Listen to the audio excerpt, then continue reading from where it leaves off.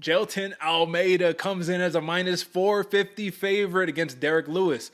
AJ, I mean, listen, we're at the point of his career where Derrick Lewis, he's a bona fide gatekeeper in the heavyweight division. It's very clear because you still make a mistake and you're getting sent back to the back of the queue, brother. You know what I mean? And this is that opportunity for Jailton Almeida. This is to show us, hey, are you actually a heavyweight? Because that's the real question that everybody has right now. You're a light heavyweight, smashing everybody, cutting down to 205. You go up, say, I ain't got to cut the extra weight. And then when you rise up to that top 10 level of heavyweight, that's when things get real, bro. That's when it's like, yo, these are real bona fide heavyweights. What are the implications? Jailton Almeida shoots in on Derrick Lewis. Derrick Lewis somehow stuffs this takedown, hips down, legs back, nice sprawl. I mean, that could be it in a matter of moments right here. You're fighting a bona fide heavyweight. What do you think? Fighting a bona fide heavyweight who has no belief in jiu-jitsu actually works and has proved it multiple times because he'll just stand up. And that's exactly what you're talking about, Derrick. When you get to this echelon of the heavyweight division, they do things that are completely different than anyone else does because they're having to cut down to that weight, to cut down to the 265 weight limit. I mean, it's they're big boys in there, and the implications that follow if Derrick Lewis is able to stuff the takedown, or if we see a Derrick Lewis Curtis Razor Blades repeat, where Derrick Lewis just throws that uppercut the second Jailton Almeida shoots in, because we all know that's what he's going to be wanting to do. Implications are huge, man. Derrick Lewis just rewrites history. Now he's back still in that gatekeeper position, but now a little closer to that not title hunt, but a little closer to that era of fighters that are in that title hunt. We might see Derrick Lewis get a couple more pay-per-views. Who knows? The Black Beast always performs. What about you, Derrick? What do you think the implications are for one, Derrick Lewis, but also Jailton Almeida if he isn't able to get the takedown? Well, we just learned that Derrick Lewis, I'm pretty sure he just signed a pretty lucrative extended contract, like 5-6 fights, something crazy like that. Wins and losses is not really the talking point here. At the end of the day, Derrick Lewis is a star. I think it's fair to say that. It's not a Conor McGregor star, but he is a star. My balls was hot. Cut a promo at any time. This guy is going to stick around. So it doesn't really matter on that end. Now, the implications, though, of a Jailton Almeida coming in and risking his kind of spot and his trajectory against a Derrick Lewis is good and bad. If he loses, it's Derrick Lewis, bro. So at the end of the day, you still get credit for fighting a guy like that. But I just think that what this does is it kind of tarnishes if he wins. Because then they're going to say, oh, well, it was Derrick Lewis. You know what I mean? Yeah, he got that one knockout win, but if you look at the last couple, it hasn't been pretty. Lost to Sergey Spivak, Sergey Pavlovich, Tai Tuivasa. I guess my question to you, bouncing back, what does this big win by Jailton Almeida actually do if he bypasses Derrick Lewis? Ooh, for Jailton Almeida, I think not so much as rises him up to another level, but really solidifies himself as now people are worried about him. People are concerned. People are going to be thinking all these other things, X, Y, and Z, about Jailton Almeida because he's able to pass that test of the Black Beast. And I think that's the most lucrative thing for him right here, is solidifying and getting the rest of the boys in the back to genuinely be scared, shaking in their boots that they got to fight Jailton Almeida because he's able to dominate and put his plan of action into work. That's what I think is the most impactful, if you will, aspect right here going in for Jailton Almeida. Minus 110 is the submission prop for Jailton Almeida to defeat Derrick Lewis, again, via submission, right? It's pretty clear cut.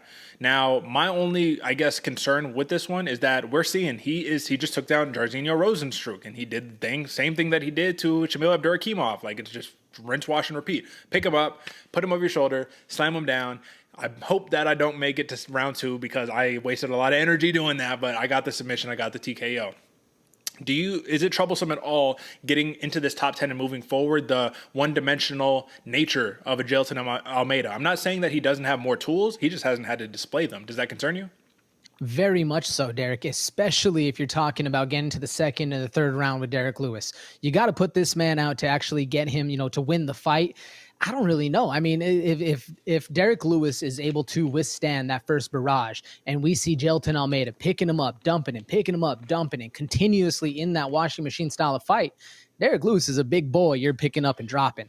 So that gas tank of Almeida is going to come into question. And being the smaller heavyweight at the what he weighs in about 230, having that going in against all the other odds and pressure and everything else, that's going to sap the gas tank. And that right there is what worries me, man. How's Jailton Almeida going to look when now you're tired? You're sitting there, you shot 2 takedowns, Derrick Lewis has stuffed them both. Second round, you're both sweating heavy.